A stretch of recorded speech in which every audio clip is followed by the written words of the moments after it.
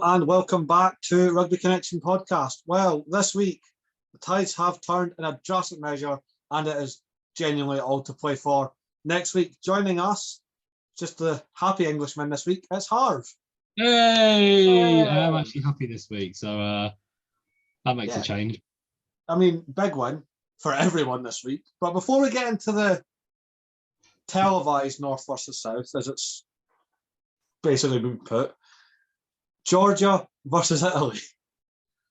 Oh, I've been waiting for this. Yes. Well, before you proper go into the details, obviously when Italy beat Wales, and you got the Italian commentary of Capuzzo, Padovani. Yeah, well, Georgian commentary said, hold my beer, cause... That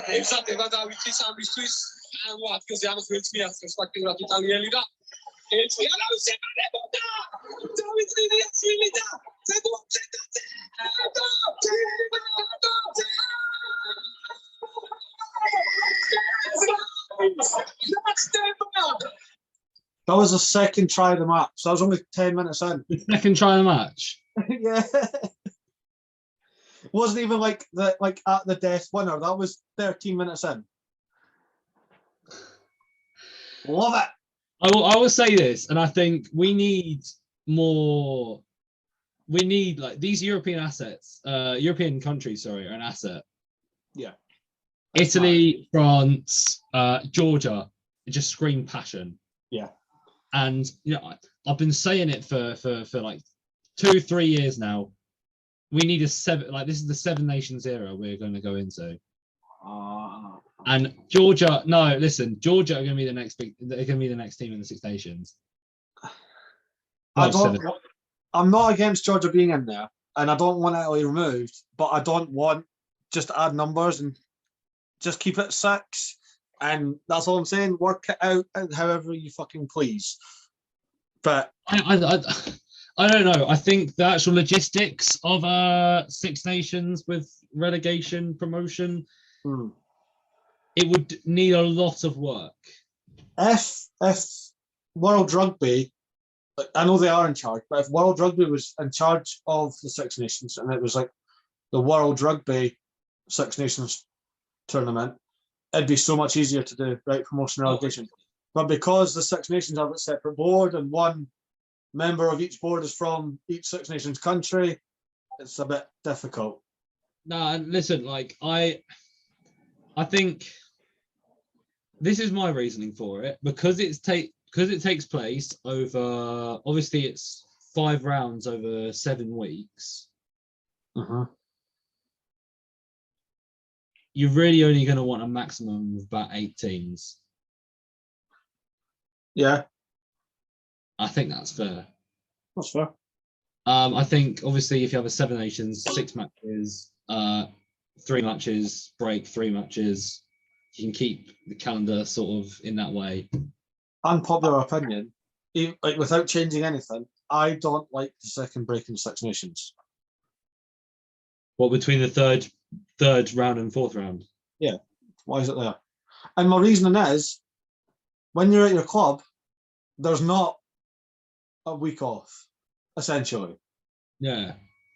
And I get player welfare, and that'll probably be the reason why. I just feel like the timing of it is very strange because you go 2, 1, 2. Yeah, and that annoys me. It's because, you know, the 3rd round of Six Nations is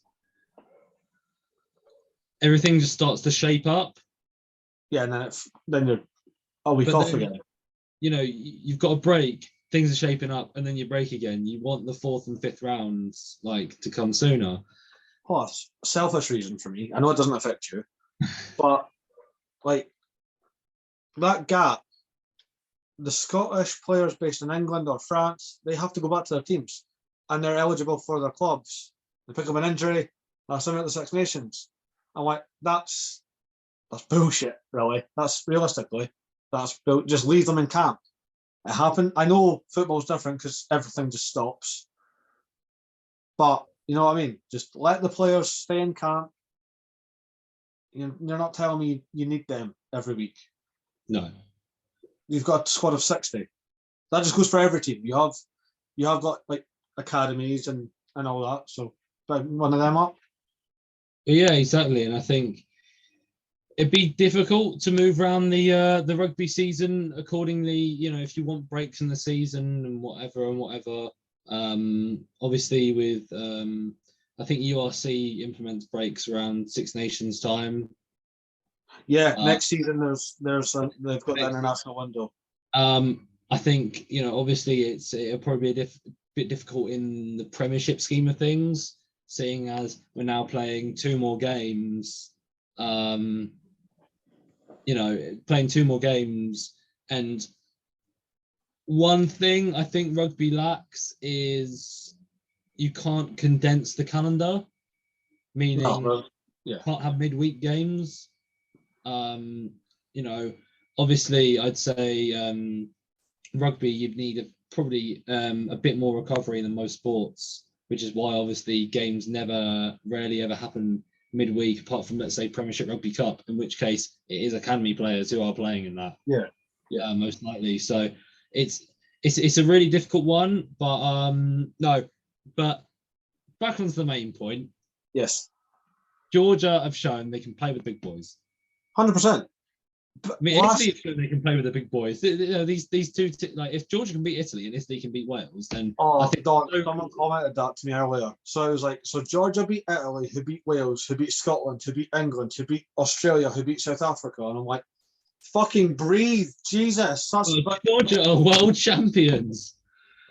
Yes, by the old RCP logic we used to do for club rugby, yeah, Georgia's the best team in the world. With that, well, I think that was mainly just to save Sean from all the pain of supporting Connacht, but yeah. But no, I think again, you know, where we've said Italy have been developing, I'd say Georgia are probably going in quite the same way.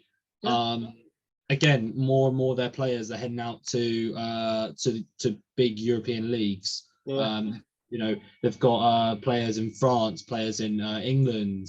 You know, they're most likely to be implementing players into URC as well soon. So I'd like to see some Georgians in Edinburgh.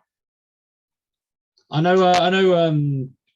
There's quite a few in the Premiership, actually. To be fair, yeah, you've got I'm going to butcher his name, Kavid Nadzi. The thing is, that could be anyone. Like, it's no. He's outside. He scored a beautiful try in the Autumn Nations Cup against Ireland. Stevlada, yeah. He plays for Gloucester. But last thought on the Georgian team and how well they played. Davi Ninayashvili, the football. He was at fullback. Yes. European Challenge Cup champion with Leon this year. Barbarian against England. It was him that did the nice little roll and kept going. Mm-hmm. And then he's just helped his country defeat their first tier 1 nation. Now go above them in the rankings. He's 19 years old. Exactly. I mean, you can't. Mad. You can't teach class. No, yeah, these lads are. Georgians have got rugby in their blood. Oh, they have. It's the number 1 sport, and rightfully so. It's fantastic. But we're moving on because we could talk about how good Georgia is. Go on. Quick, briefly. I'm just going to mention the score because I don't think it was actually televised over here. Romania beat Uruguay 30-22. Oh, it's sticking with Sunday games. Fair play. You know, these two sides, they're kind of there and thereabouts when it comes to World Cup. They always appear but never really get far. Again, these are two sides that I like to see develop on the world stage. Romania, again, have had some players come over to France mainly, but again, you know, some good lads there. Just want to praise. I can't remember his name, but I know who I'm on about. There's a Uruguayan player, the first player ever in North or South America to get 100 international caps. Well done. We move on. Speaking, because you mentioned World Cup, there was actually a World Cup playoff this weekend. Chile versus USA. Proper nail biter. 22-21 to USA. The funniest thing about this is actually it was stopped in the 60th minute for a floodlight failure. Yeah, brilliant. It's not exactly what you want to see on your on a big stage like this. Obviously, Chile have played amazingly this year and towards the end of last year. They beat Canada, obviously, in a two-legged tie, and this is also a two-legged tie, meaning that Chile need to win by 2 to make it into the World Cup, and the USA need to draw. So that is the game. Obviously, friend of the show, AJ McGinty, was doing his business with kicking rate, which we'll just say is in the middle. But you know, it was a weird game. But again, I'll keep my eyes on it. I'm really excited for this next week. Just see how this unfolds, because I'd love to see Chile in the World Cup. You know, I think one thing about rugby is we need to grow the game, and if the USA are consistently getting in, it's nothing against the USA. We need someone like Chile. There's a profile for the game in South America. We've seen that with both Uruguay and Argentina. We need another nation in there, and Chile are the ones to do it. 100%. Well, before we dive straight into the big games, just one last thing about the World Cup. Namibia, they won the Africa Nations Cup. Yes. And they qualified for the Rugby World Cup. So nice to see them back. Yeah, exactly. And I know how I said grow the game. But Namibia are also part of that growth. And France beat Japan again, but it was closer this time. Japan were winning. It was close this time. I think I said I was making predictions with our friend Simeon. I think I said by about a try, a score. So this is you know, I was right on that one. I like the fact that, like, how I mentioned that comment earlier, like Georgia beat X, Y, and so on and so forth. Every team in World Rugby is beatable. They are. No one. You know, this is what's so good about rugby, that everyone's beatable. Exactly. I mean, the Big Fish got beat, starting off with the proper, not proper, North versus South televised home nations thing. Yeah. New Zealand versus Ireland. Now, Ireland won. First time they've ever beat New Zealand in New Zealand, and they also end the All Blacks undefeated streak at Forsyth Bar Stadium in Dunedin. But, like, well done, Ireland. Nice win. But what a fucking mess of a game. 4 cards in the first half. Leicester find that Anuku getting yellow. People are debating it should have been a red for absolutely flattening our boy, Mark Hansen. Not cool, Leicester. You should know better. Just from that. Offa Tungafasi getting yellow carded for tackling Gary Ringrose when Gary didn't even have the ball. Was that a penalty try in your eyes? Yeah. I don't know what Jaco Piper seen when he went, there was a player. He must have seen some like blade of grass and just like, is that an All Black there? Like he's... And then the big one, Angus Tavo getting red carded for basically just running directly at Gary Ringrose's head. They clashed heads. They both Gary went through a bit of. Gary must have been through a couple of emotions during that match. Well, he went off after that. He failed his HIA. Wonder why? Big tight head All Black running at you. Yeah. What I do feel sorry for New Zealand in this one little bit. Their discipline was shocking, and they did deserve to lose off that alone. But they had to take off Ardi Savia to make the change so the scrum would still hold when they went an extra man down, sorry. And because of the red card, and because Ardi was the last man to come off, he was not allowed back on. So I'm like, you've lost arguably the best number 8 in World Rugby. A proper game changer. 35 minutes into the game. You know, we talked about this during the Six Nations, this uncontested scrums rule. Yeah. It's weird. I don't like it. But Andrew Porter, 2 tries. Absolute unit. What a guy. The man stole the... Sorry, carry on. I was about to say he opened the scoring in both the first and second half, so he definitely had some impact going into that. See it. But the man that stole the show, and it really wasn't even fun. Well, he did get man of the match performance. Pierre O'Mahony to Sam Kane. Who do you think you are? You're just a shit Richie McCaw. I love Peter O'Mahony. I love that. I love it even more because it's got 120,000 views on my account, and the Simon Zeeble liked it. So I've peeked at that. So thank you, Peter, for shitting on Sam Kane's parade. Exactly, a monster. And Harv, you'll be happy with this result. England, 25-17. And again, this might be a first for me. Owen Farrell was good. How good was Owen Farrell? Yeah. he finally says it. We just need Johnny May to come back and have an absolute stormer. Anyway, no, listen. Again, my dodgy work hours meant I wasn't able to watch this game. To be honest, I wasn't able to watch any of the games on Saturday. But fair play, England. Honestly, I think it's like I want to say Van Poorvliet said last match, the interview. Yeah. There we go. He said, "Let's go win this 2-1." We've made it 1-1. We can go make it 2-1. 2-1 to us, obviously. That would be the result of one. If it was 2-1 to them, then. But anyway, if he said that. Like, let's make it 2-1 Australia.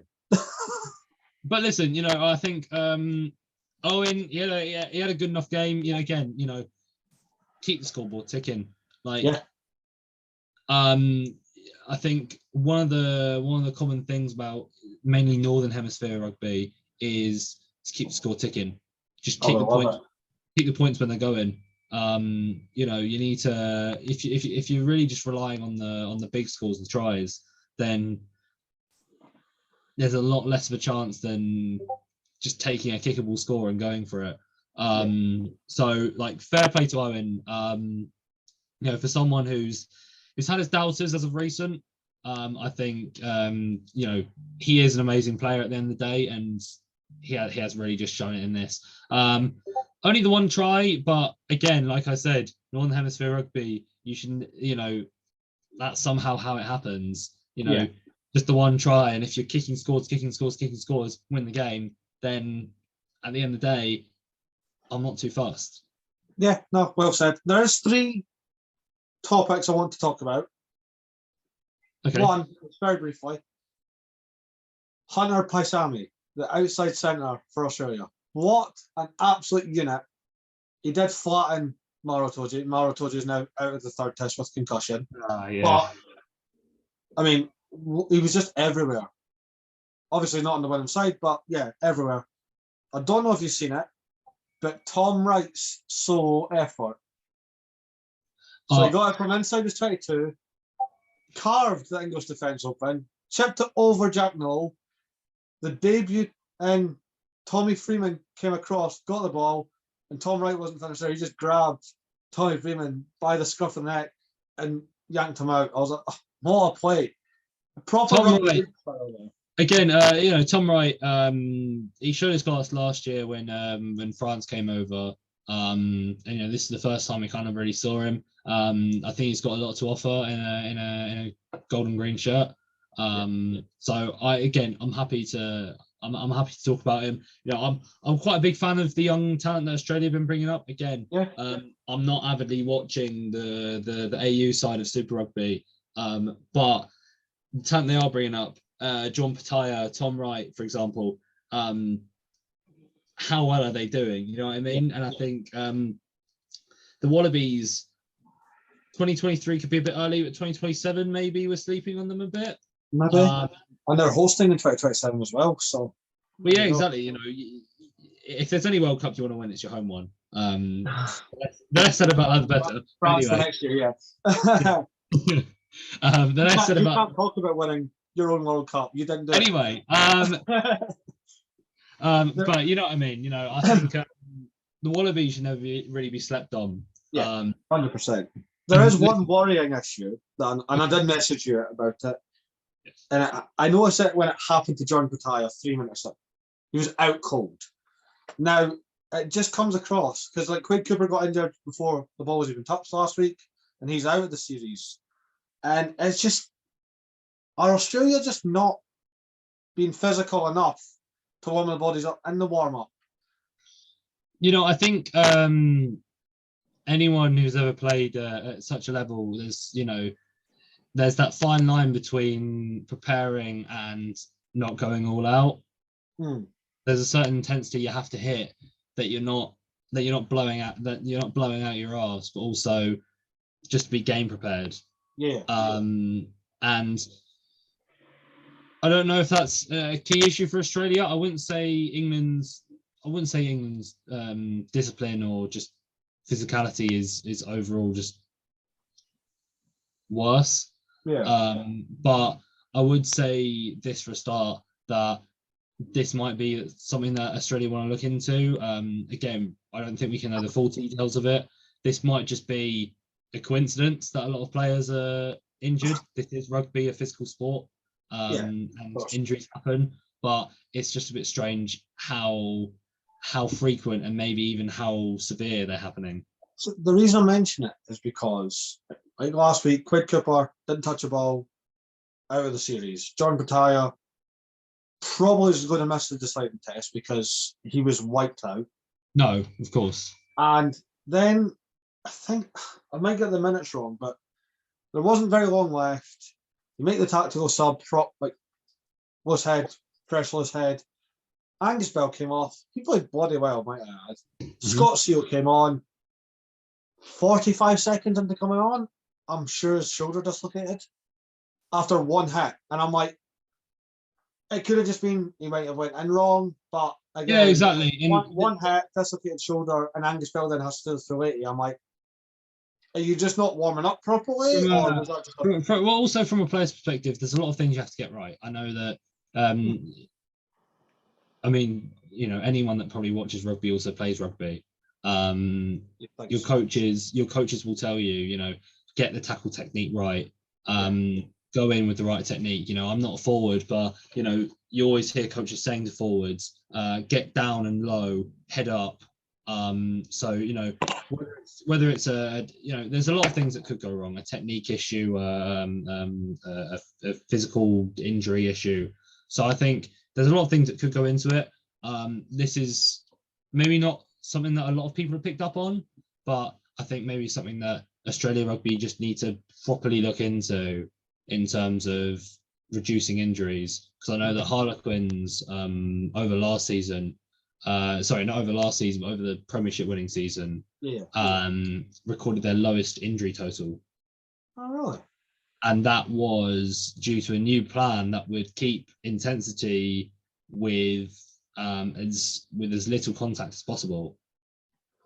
And you can see clubs moving in that way. You know, if you're a player for a club, you might recognize you're not as doing as much as physical. You may be working more on ball skills. You may be working more on, you know, if you're using sort of touch, it keeps the intensity without actually making the contact.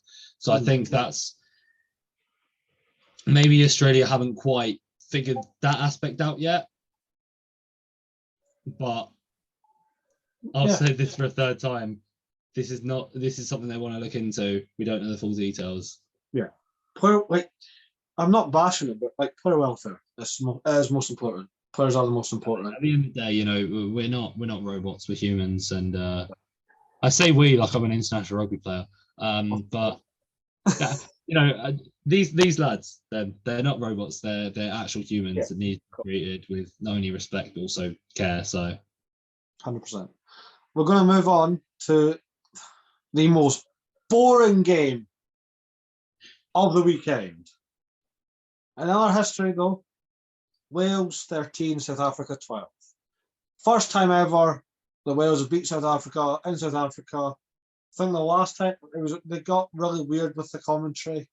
The last time Wales won a test in South Africa was at the first World Cup, but it was against like Japan. It doesn't really count then, does it? Because it's neutral ground in a way. So first time in South Africa, nothing happened till about 90 seconds left, and Josh Adams showing what he should have probably did last year. Yeah, I mean, when it matters. Listen, the only way you'd be on the edge of your seat in this match is if someone pushed you there. Honestly, you know, I didn't hear much about this game. You know, to have a 3-3 half is, you know, people were saying to me it's an arm wrestle. I was like, there's an arm wrestle, and then there's just flat out boring, nothing happening. There's an And that's arm what I wrestle, want. but it's between two of the lads who have never seen a gym in their life. Yeah. So you know what I mean? It's Yeah. It's like you've picked the two. You know, I'm not even going to continue with that. But, but you know what I mean? You know, Yeah, of course, yeah, I do. And you're just Garvan's coming up clutch. Commentator said it was the biggest kick of his career. I'm not going to argue that. It probably was. And the fact he's done it. You know, so much after his knee injury. I have respect for Gareth Anscombe, and this is not something I'll say lightly about a player. Seeing as I definitely feel a different way towards this fly-off competitor.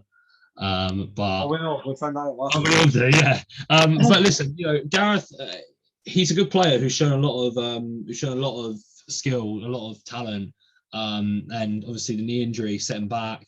It was just poor to see, really, and but an incredible moment, and obviously to net that one after last week, South Africa doing the same basically. I mean, I wouldn't have been surprised if he just went, you know, big up the three towards him, just a massive FU.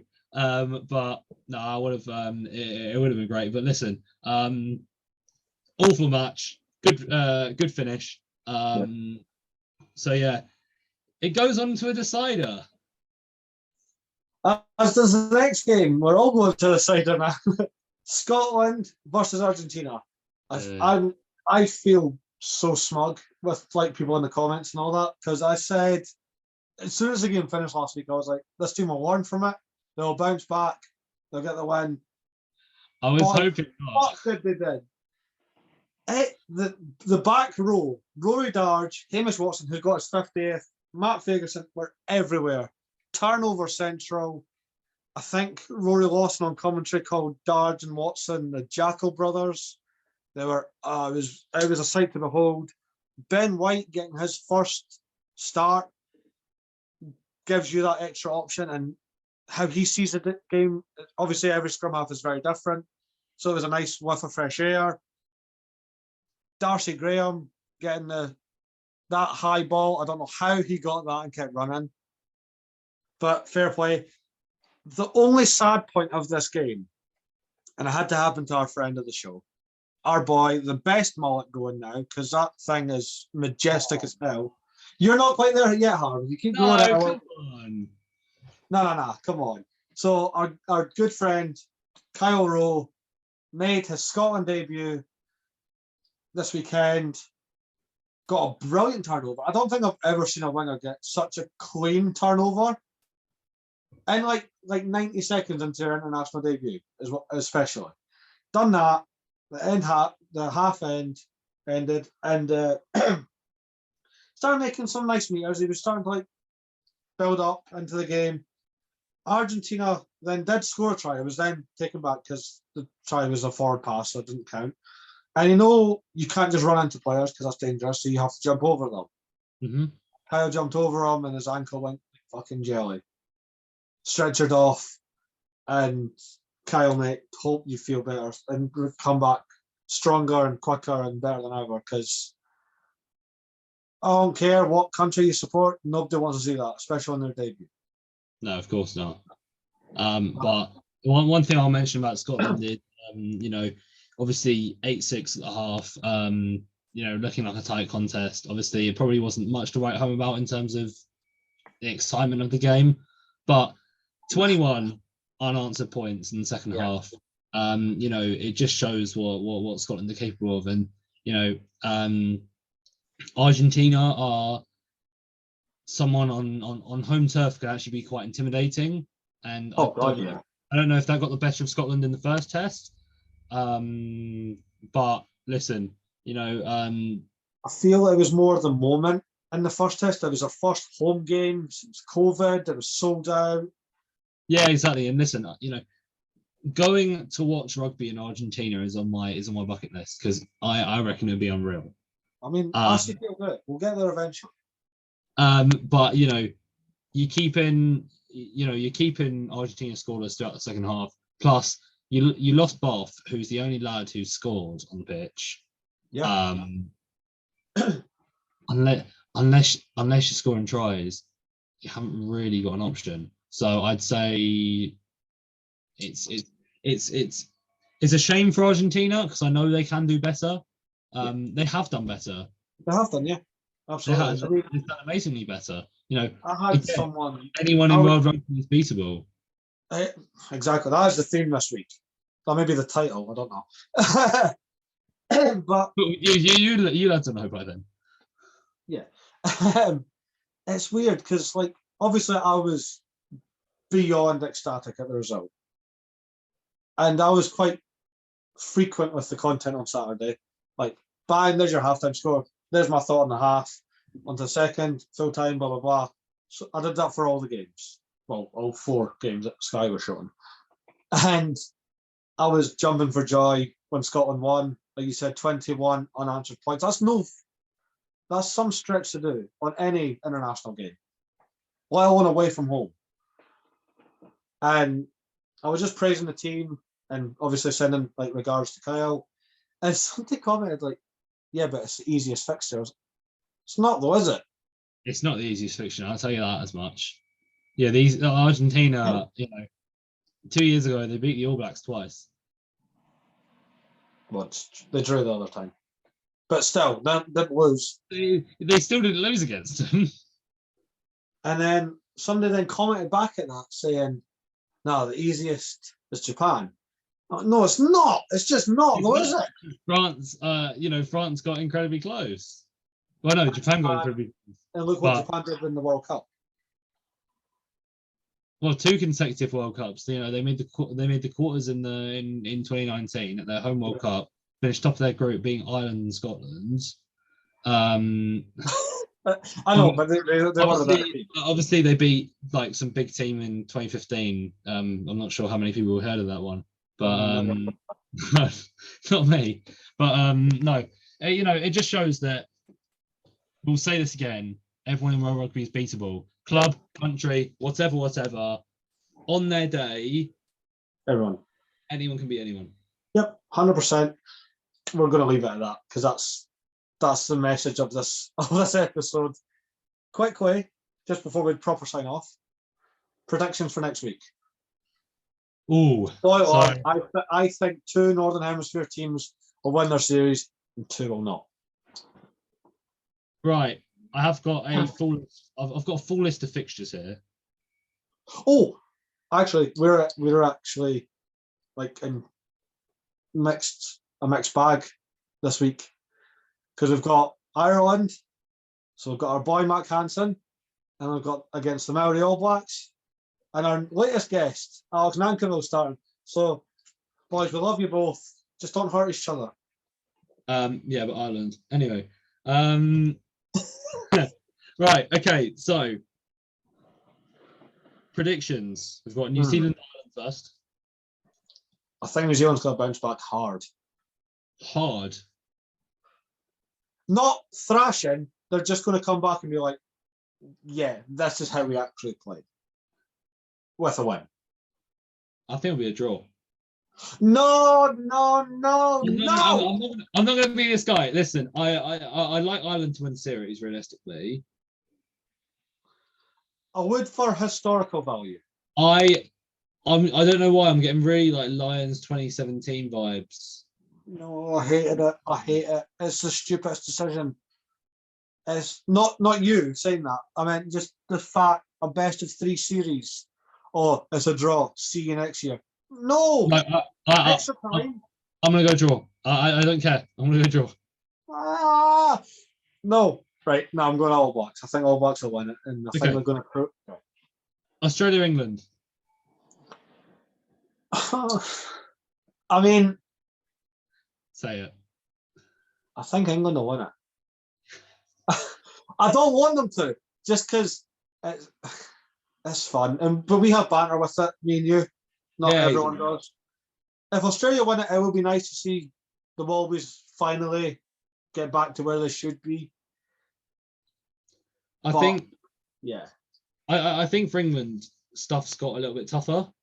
We've lost Maritoji, who I've been saying for months is the real only option in the second row. You're going to have Charlie Ewells and Johnny Howard second row. If we're smart enough, we might play Courtney Laws there, who's also very capable of doing a job.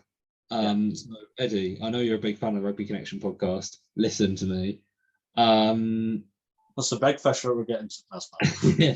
But I think it's got a lot tougher. So if we win, it'll be a hard fought, deserved win. Okay. I think by default I'm going to go Australia, and it hurts me. We've switched roles somehow. It hurts me. Well, right now, from a podcast point of view, I'll back Australia because of our boy Nick White. We've met a good few times. I've bought you however many points, Murray. 1. Maybe two. Two at the Dam. Oh yeah. Oh shit. Yeah, the Dam. All right, 3. Yeah, but me 3. There we go. There we go. Anyway, listen. I think by default it'll be Australia, but if England can go and do it, it'll be really deserved. So I think that's the closest series to decide. Right, we'll take a little break off of that. Georgia, Portugal. Oh, I like this. Georgia, just because of what they did this week, I'm going to go Georgia. Listen, of course I'd love Portugal. You do? I would love Portugal. But the pack, innit? Georgia have got it in the bag. Like, and please, for the second week in a row, let us go. Nina South Africa, Wales. South Africa. I'm not. The fucking Wales did everything in the first test and were unlucky. They did nothing in the second and got the win. South Africa's going to come back fucking. I hope it's like very like first test like as well. More entertaining, you mean? Same. Or do I go for a drop? No. No more draws. No, I'll go South Africa, but it'll be a last kick of the game. If it's Morningstein, I know he's retired from international, but it's always a guarantee. If it's like 30 seconds to go and he pulls up, I'm going to kick a goal. Yeah, exactly. Right. This is a big one. This shapes the future for next year. USA, Chile. Oh God! Just from what you said, an exposure of rugby, I'm going to go Chile. But I think it's like there's only one point. It's in the States. I unfortunately think it'll be USA. But I think it'll be more. If it's USA, we get a nice Instagram post out of it because our boy AJ. But that, again, that's podcast thinking. That's not personal. I've won, but at what cost? But yeah, no. But no. Listen. I love Chile, but I think this is Chile's run will come to an end, and I think it'll be so sad to see because I think Chile has become everyone's favourite team this year. Everyone's second. I'm still going to back Chile for the prediction, but if they don't do it, 100% they'll be at 2027.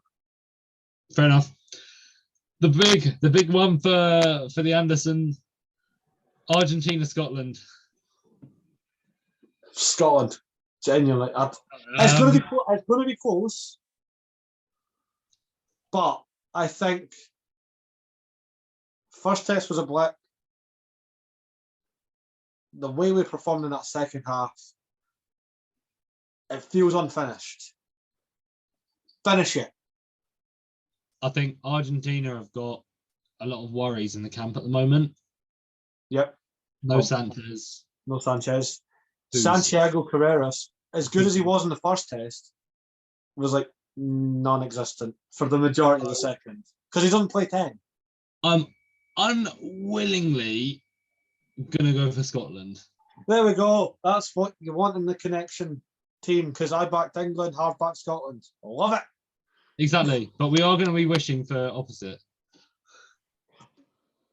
Yeah, I'll back. I deeply want Australia. genuinely want Argentina. I'm like deeply Argentinian. And then we'll just say on Sunday, Uruguay, Romania.